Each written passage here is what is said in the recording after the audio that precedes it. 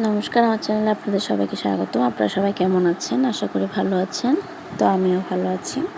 আজকে আরেকটি নতুন ব্লগ নিয়ে চলে এসেছি আপনাদের সামনে। তো আমি একটা বৌভাত অনুষ্ঠানে যাচ্ছিলাম, তাই কিছু গিফট কিনতে গিয়েছিলাম একটা দোকানে। তো আমার বাসার কাছে দোকানটা। তো গিফট কিনেছিলাম একটা। আমরা গিয়েছিলাম দাওয়াত রেস্টুরেন্টে। আমাদের বৌভাতের প্রোগ্রামটা হচ্ছিল এখানে। তো আমি একটা রাইস কুকার নিয়েছিলাম আর কি। তো গিফটটা নিয়ে আমি উঠছিলাম সিঁড়ি দিয়ে। তো আমরা গেলাম প্রোগ্রামে। তখন দেখতে পাচ্ছি সবাই ছবি তুলছিল। তো সবার সাথে আলাপ পরিচয় হলো, যেহেতু ওখানে প্রোগ্রামটা সবাই আমাদের পরিচিত।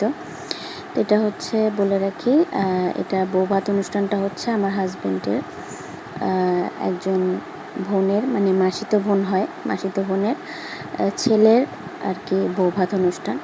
তো আমরা সবার সাথে অনেক ছবি টবিও তুললাম, সবার সাথে আলাপ পরিচয় হলো। তারপরে হচ্ছে আমরা খেতে বসে গেলাম। তো রাতের প্রোগ্রাম ছিল এটা।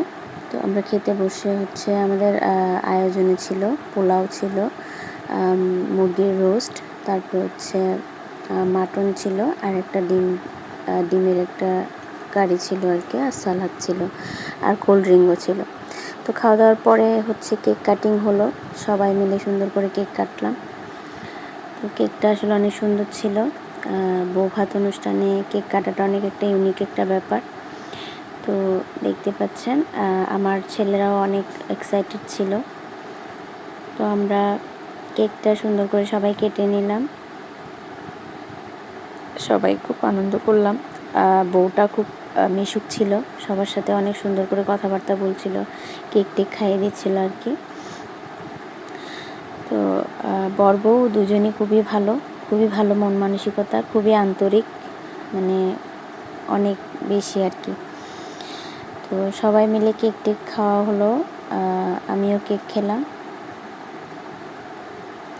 তো ওখানে আসলে প্রোগ্রাম যেহেতু একটা রেস্টুরেন্টে হচ্ছে, তারপর ওখানে গান টান চলছিল।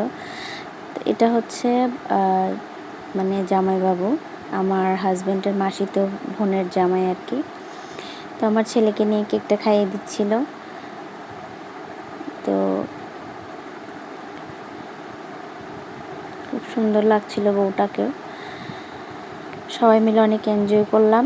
তারপরে আমিও কেক খেলাম। কেক খাওয়ার পরে এখানে নাচা গানা চলছে।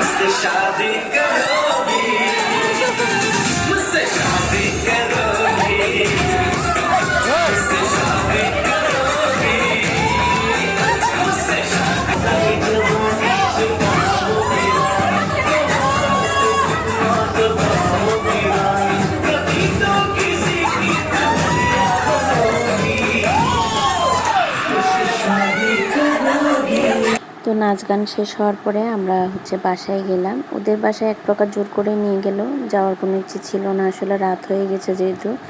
তখন প্রায় 11:30টার মতো বেজে গিয়েছে। তারপরে যখন গেলাম তখন দেখলাম যে ওরা সবাই সুন্দর করে ফুলসজ্জার খাটটা সাজিয়ে ফেলেছে। তো দেখুন, আপনাদের সাথে এটা শেয়ার করলাম। খুব সুন্দর করে ফুলসজ্জার খাটটা সাজিয়েছে। তো অনেকক্ষণ ধরে ওরা এটা সাজাচ্ছে আর কি। তো আমি গিয়ে একটু ভিডিও করে নিয়ে আসলাম। সুন্দরই হয়েছে সাজানোটা আর কি।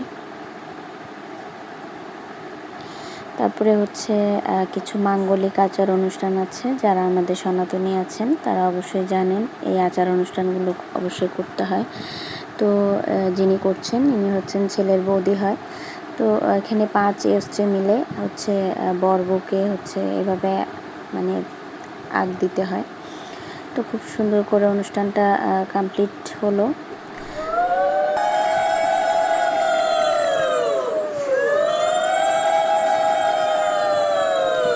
এখানে আসলে এগুলো আমাদের সনাতনী বিয়েতে অনেক রকমের আচার অনুষ্ঠান থাকে, যেগুলো পালন করতে করতে অনেকটাই সময় লেগে যায়।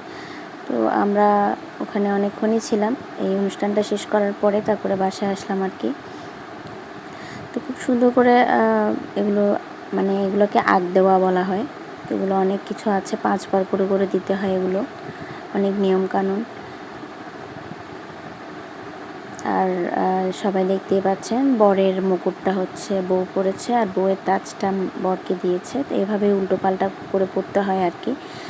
তো এরপরে হচ্ছে রান্না, মানে ওই যে কিছু চাল থাকে, মানে একটা খেলা বলে আর কি এটাকে, রান্না খেলা। তো ওইখান থেকে বর রান্না করবে, বউকে ভাগ করে দেবে, বউ কয়জনকে দেবে না দেবে, আর বউও রান্না করে ঠিক ওভাবে ভাগ করে দেবে। তো এরকম অনেক নিয়ম থাকে যেগুলো পালন করতে হয়। তো সনাতনী বিয়েতে আসলে অনেক নিয়মকানুন। তো আজকের মতো আমার ভিডিওটি এ পর্যন্ত। আপনাদের যদি আমার ভিডিওটি ভালো লেগে থাকে লাইক, কমেন্ট অ্যান্ড সাবস্ক্রাইব করে দেবেন। আর আপনারা সবাই অনেক অনেক ভালো থাকবেন। ধন্যবাদ।